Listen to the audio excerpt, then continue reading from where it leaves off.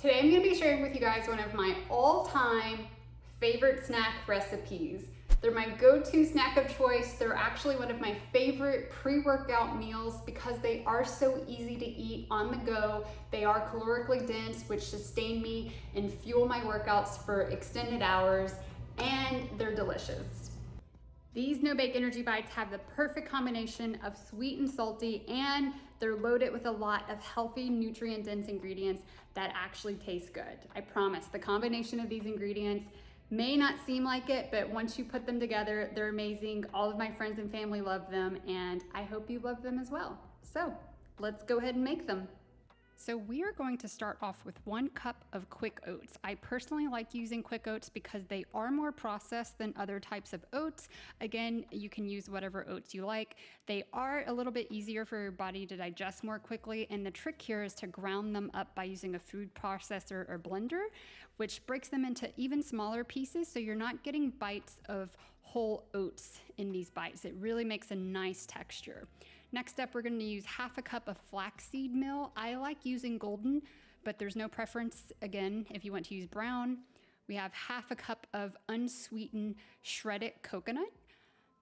Again, I think the smaller pieces really make a difference in the texture of these bites. We have a tablespoon of black chia seeds and 1/2 teaspoon of cinnamon. We're going to give this a little stir before we add our peanut butter.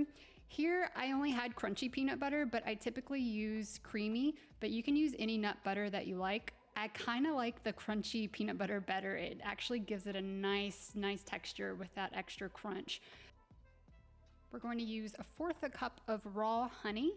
If you want to make these vegan, you can use agave. I have personally never used it in the recipe, so you might have to adjust the measurements there, but I'm sure it would turn out really well. We're gonna use 1 teaspoon of vanilla extract. I really think high quality vanilla extract in any recipe really makes a difference, so make sure you get a good one.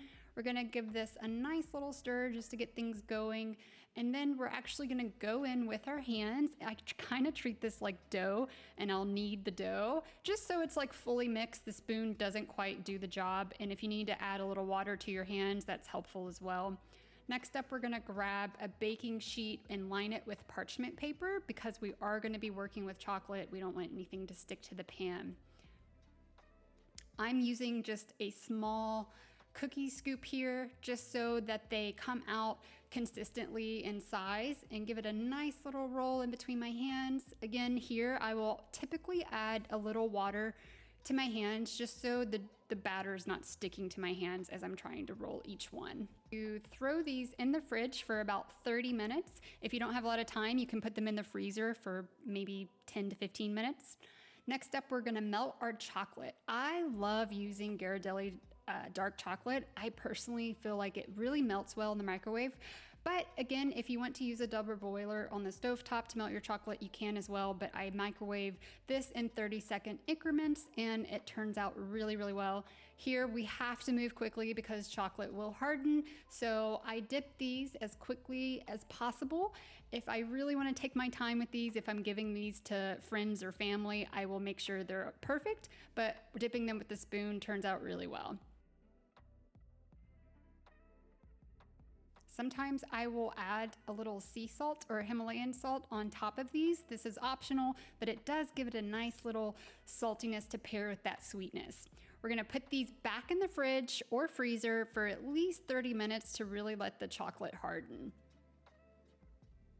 And here's the best part. They are finally done. It looks like a few of them might be missing. I may have gotten into the fridge. I couldn't help myself. The macros on these are actually really good. And again, they're such a great intra-workout snack, dessert, whatever you want to do with them. They're easy, they're fun, and they are delicious. I personally like to keep them in the fridge. I wouldn't recommend leaving them out. I'll put them in an airtight container, and they will last up to about 7 days. And they are delicious all week long. I hope you guys enjoyed this. Thanks for watching.